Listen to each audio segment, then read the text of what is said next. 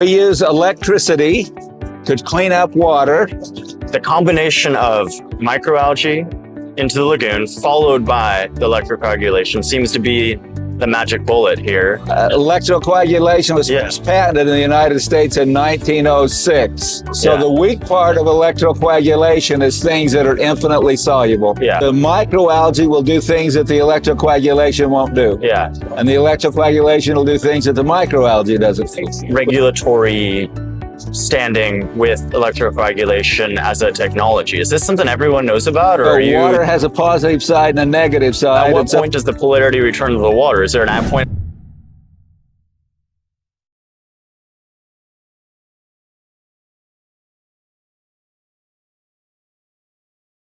Hey everyone, welcome to the Engineers for Communities show today. We are going to be going over some really interesting solutions for lagoons with Scott Powell and Lagoon Logistics. Nathan was there. He got to, one, interview Scott in the booth, and two, he got to get a live demo that we're going to show parts of the electrocoagulation and other parts of the process that they use. Let's see what they have to say.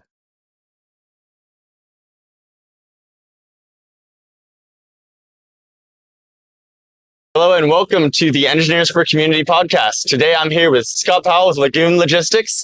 And Scott, tell us a little bit about what you're working on here. So we use electricity to clean up water. It will cause heavy metals to go from an ionic form to a sand, which will separate from the water. It will cause bacteria to burst and then coagulate the toxins, like cyanotoxins will come out. It will take out microalgae, PFAS, a wide variety of things. Anything but sodium chloride and infinitely soluble salts. Now, Lagoon Logistics, incredibly important with the aging infrastructure and the tightening regulations here. The combination of microalgae into the lagoon followed by the electrocoagulation seems to be the magic bullet here. How'd you think of it? So, been working on it since 1985. Holy. Electrocoagulation was first patented in the United States in 1906. So it's been around. We just found a way to have a high flow unit. And the microalgae brings oxygen to the lagoon. So the weak part of electrocoagulation is things that are infinitely soluble. So if you have a short carbon chain, ethanol that people drink, antifreeze, 2 carbon chain, about 70% of the sewer in a VOD is longer than a long carbon chain, but 30% is short carbon chain. So basically, like, correct me if I'm wrong here, but the point of the microalgae is to take the insolubles to become soluble into the bugs. It eats a small carbon chain with small things, and then electrocoagulation will coagulate the big things. And there's an overlap there. They work really well together. So the microalgae will do things that the electrocoagulation won't do. And the electrocoagulation will do things that the microalgae doesn't do. But together they form a wonderful symbiotic process. And they're standalone as well. They're symbiotic, standalone, and any biological process could do what the microalgae does, but the microalgae is just a great fit for lagoons because it's low energy intensive. It works with that specific problem, but the could be, if I'm maybe I'm a municipal user without a lagoon plant, you might still be my guy if I'm struggling to produce an effluent that meets some standards. Absolutely. You have metals or PFAS, chrome, zinc, lead. They're going for those copper metals now. Got it. Take that out. So you hit home runs with lagoons, and also you can step up to any plate. Correct. Correct. Rad. Now, where are we at, like, regulatory standing with electrocoagulation as a technology? Is this something everyone knows about, or are you doing something that's cutting the edge right now? So we have electrocoagulation units that have been operating since 1985. But in a municipal situation, Colorado Department of Public Health and Environment has to approve each installation. Yeah. And we're at that transition spot to get the state. They've approved the process. Now they're approving a specific installation. Okay. But to speak more to the 1985 installation, was that on an industrial user or was that also in a municipal? So our first commercial installation was at Raton, New Mexico at the Kaiser coal mine. Yeah. Colloidal clays from the miners that scrape the coal off the seam. Yeah. That colloidal clay will never settle. Yeah. You can't put it in the stream because it gets in the gills of the fish. And colloidal clay is one of those short chain microcarbons, or it's actually non-charged and it's not carbon at all. It's just a small dirt particle. And because it is so small, it stays in the water forever. It doesn't settle. And you said it's not charged.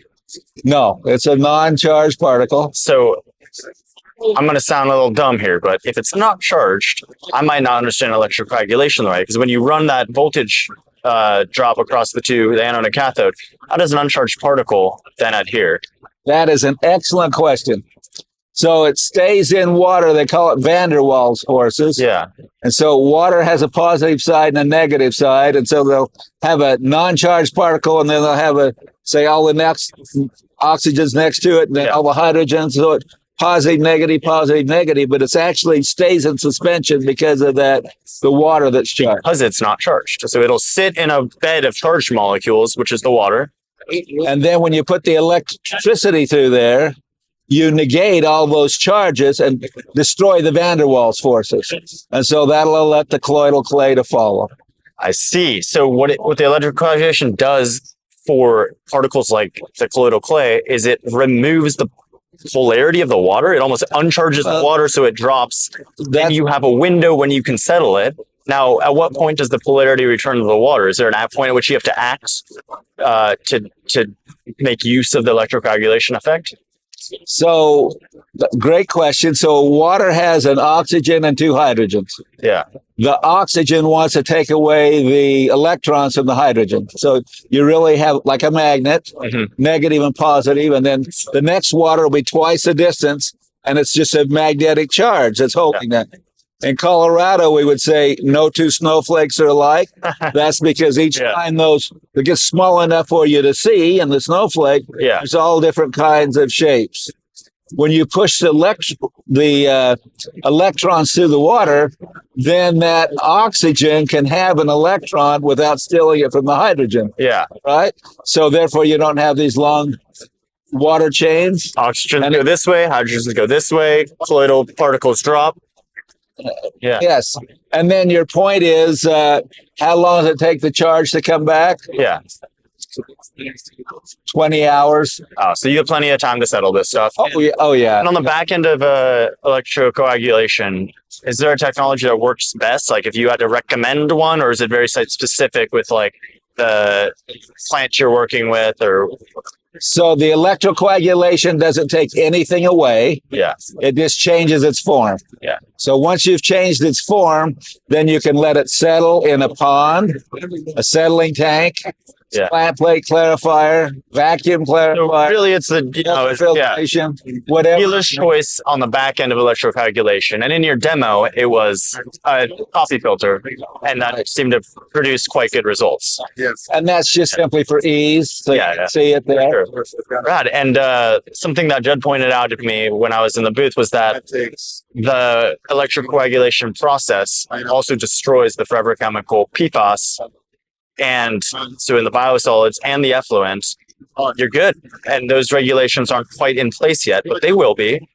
And when they are, this technology does that seamlessly. We're going to be happy for that. Yeah. Yeah. Incredible. Is there anything I'm missing here? We appreciate you having time to visit with us. And when you have more questions, call us back. Right on. Thank you so much. All right. Have a good one.